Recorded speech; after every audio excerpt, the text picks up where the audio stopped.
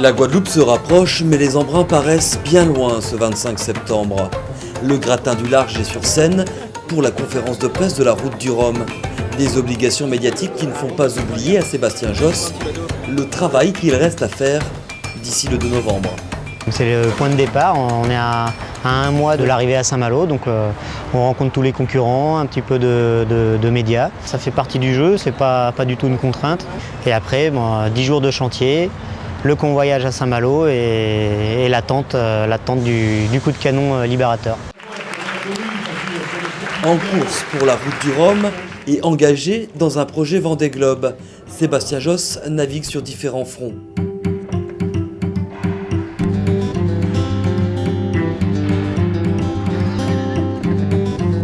En quelques mois, il est passé de virtuel à bien réel, bien à l'abri chez Multiplast. Couvé, choyé, le futur monocoque de Sébastien Josse prend forme petit à petit. L'occasion pour le skipper de le découvrir pour la première fois. Sur 10 mois de construction, je vais avoir une dizaine de visites, une visite par mois, mais être là tous les jours, c'est pas très important. Vaut mieux que je me consacre à faire du bateau. La forme finie du bateau, moins 2 mm. C'est la première fois que je peux suivre un bateau de A à Z et qui me sera destiné à 100%. C'est très agréable de pouvoir se dire le bateau il sera vraiment fait à ma main pour le Vendée Globe.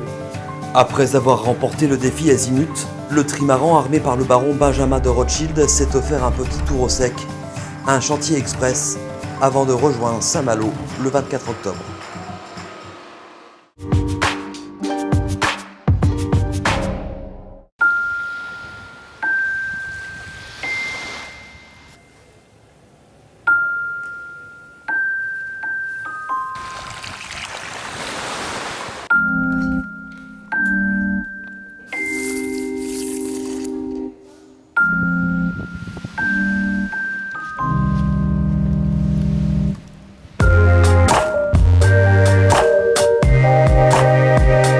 J'ai toujours été proche de la mer.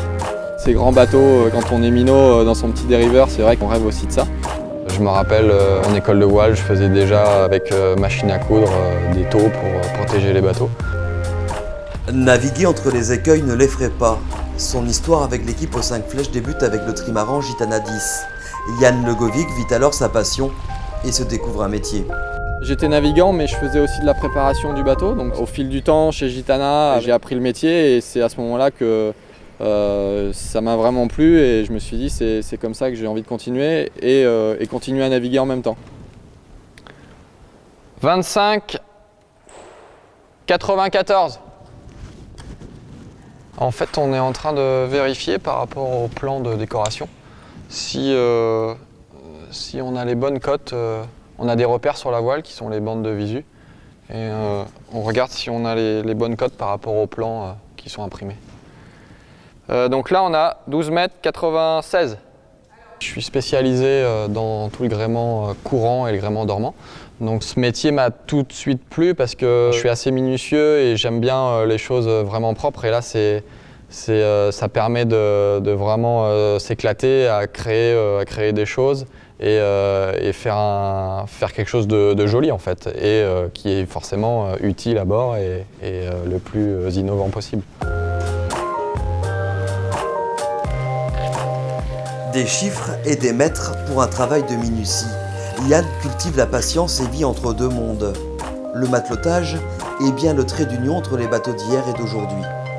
On a plein de termes, que ce soit des taurons, des épissures, des aiguilles à épicer, épissoirs même. On utilise les mêmes termes qu'avant, donc le lien il est forcément là entre il y a 50 ans et aujourd'hui.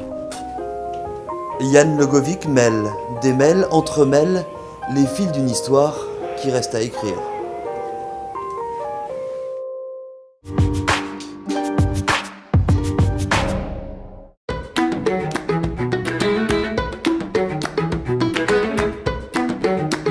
Oubliez les manilles, mousquetons et autres câbles en acier, place aux fibres synthétiques.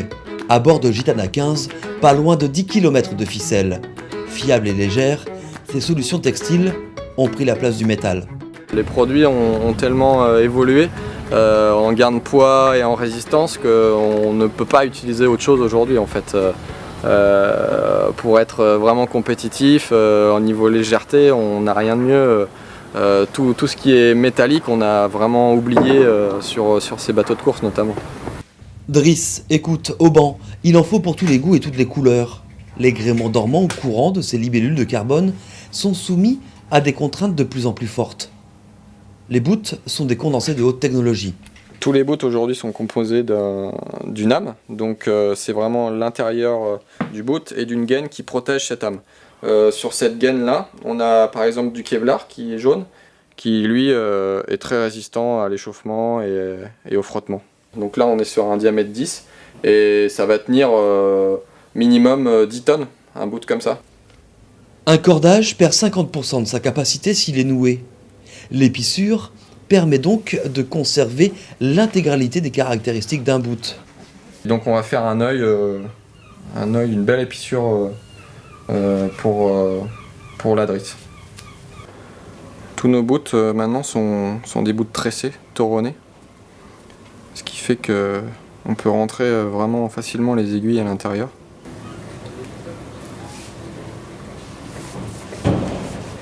Là on voit que mon œil se forme au fur et à mesure. Hop. La Driss de Jennaker en vue du Rhum est prête.